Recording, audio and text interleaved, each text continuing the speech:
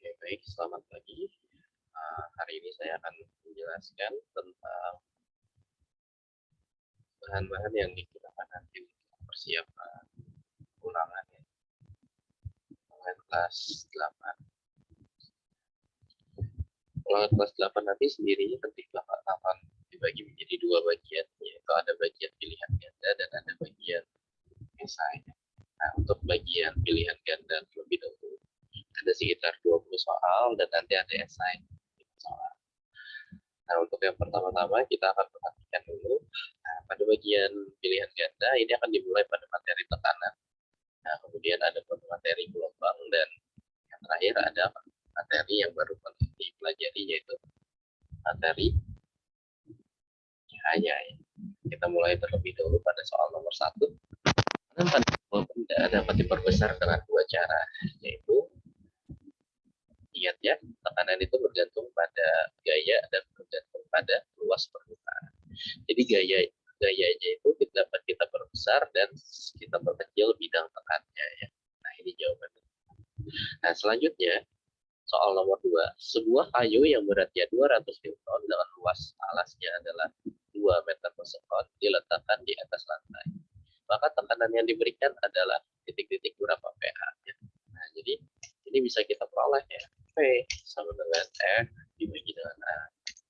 Berarti bisa kita dapat hasilnya 200 dibagi dengan 2 sama dengan 100.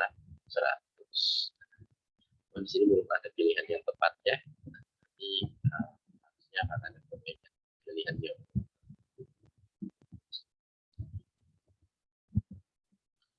Jawaban yang tepat harusnya adalah 100.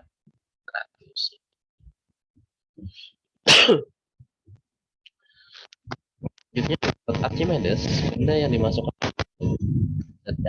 akan mengalami gaya ke atas yang besarnya itu sama dengan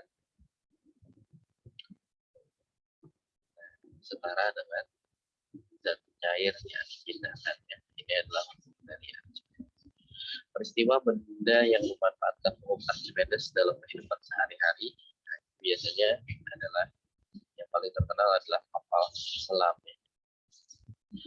Selanjutnya, sepatu salju dibuat memiliki alas yang lebar dengan tujuan. Nah, biasanya tujuannya sederhana ya, memperkecil tekanan.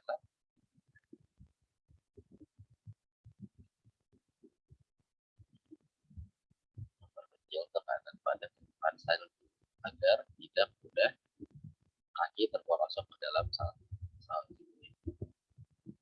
Nah, selanjutnya pada soal nomor 6, diperhatikan ya, gerak bolak-balik suatu benda melalui titik keseimbangan menempuh lintasan yang sama disebut sebagai getaran.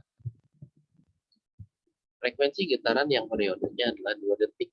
Nah, ingat ya, periode punya rumus, frekuensi punya rumus 1 per periode. Jadi jawabannya adalah 1 per 2. Selanjutnya ciri yang dimiliki gelombang longitudinal adalah rapatan dan menggunakan alat transversal baru menguji gunung puncak, lembah dan dasarnya.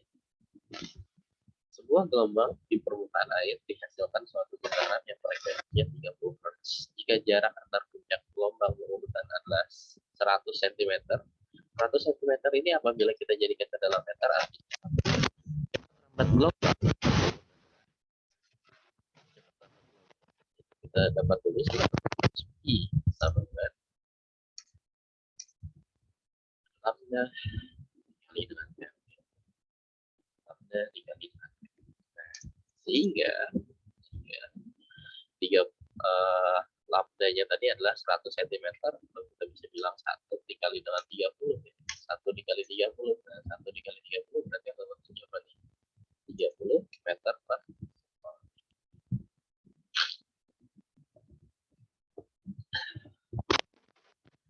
Gelombang yang dipancarkan oleh kelelawar agar bisa mendeteksi benda yang ada di sekitarnya. Gelombang kelelawar terkenal dengan gelombang ultrasoniknya. Selanjutnya, gelombang bunyi di udara berupa gelombang gelombang longitudinal sehingga dia memiliki kerapatan dan panjangan. Berikutnya bukan merupakan contoh resonansi yang bukan ya, yang bukan itu artinya adalah ikut bergetarnya benda di sekitar dan suatu benda di sekitar. Benda yang bergetar lalu benda di sekitarnya ikut bergetar. Nah, itu yang kita sebut sebagai resonansi. Nah, berarti yang tepat adalah suara pantulan yang keluar ketika berteriak keras di dalam goa. Nah, ini bukan resonansi, melainkan kita kenal dengan istilah gema. Salah satu manfaat dari gema ialah mengukur kedalaman laut. Sebuah benda berada di ruang dua cermin cekung, sifat bayangan yang terbentuk adalah, nah ingat, kita selalu ingat, kodenya adalah angka 5. Ya. Jadi kalau mengingat sifat itu, kita ingat dengan angka 5. Artinya apa? Apabila bendanya berada di ruang 2, maka bayangannya itu kita cari angka yang kira-kira 2 ditambah berapa sih supaya hasilnya 5? Nah, jawabannya adalah, atau 5 dikurangin 2, itu adalah 3. Ya. Lalu kita ingat ya, antara dari ruang 2 ke 3, dari angka 2 ke 3, itu artinya semakin apa? Semakin besar. Nah, ini berarti punya ciri khas, dia pasti diperbesar.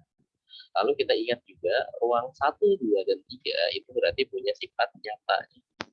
Dan atau sifat yang lainnya lagi yaitu terbalik. Jadi nyata, terbalik, diperbesar.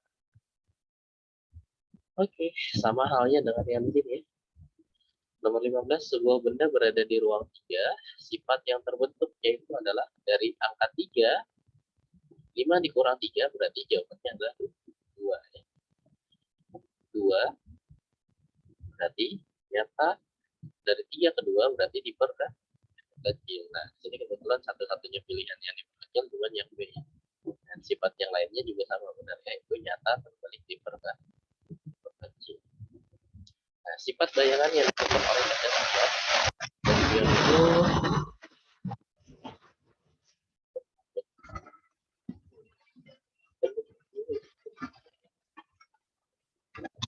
bayangan pada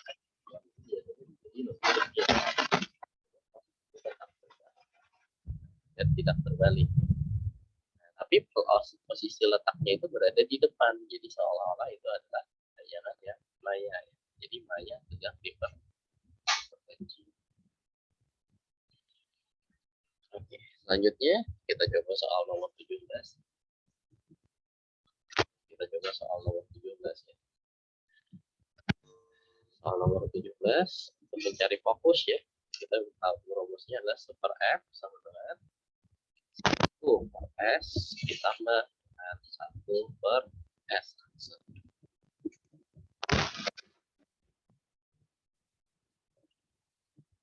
F sama dengan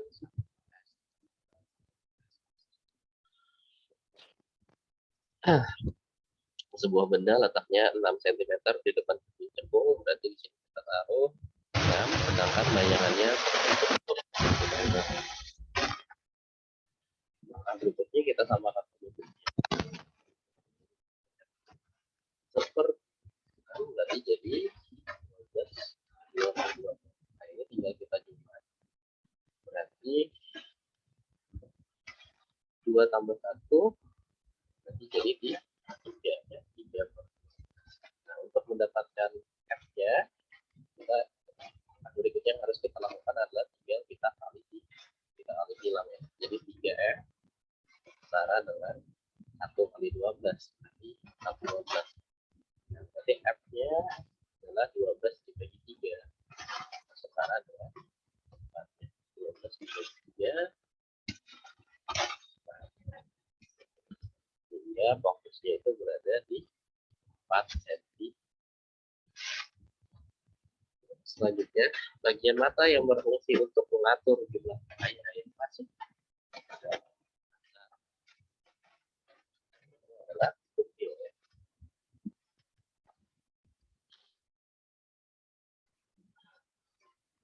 Kemampuan lensa untuk menebal dan menipis dengan jarak yang dilihat agar bayangannya tepat jatuh di retina disebut sebagai daya akomodasi.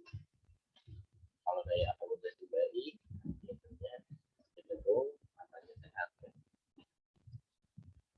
Sifat bayangan yang dibentuk oleh mata adalah mata itu berada pada ruang, lalu melihat benda itu sebagai ruang tiga.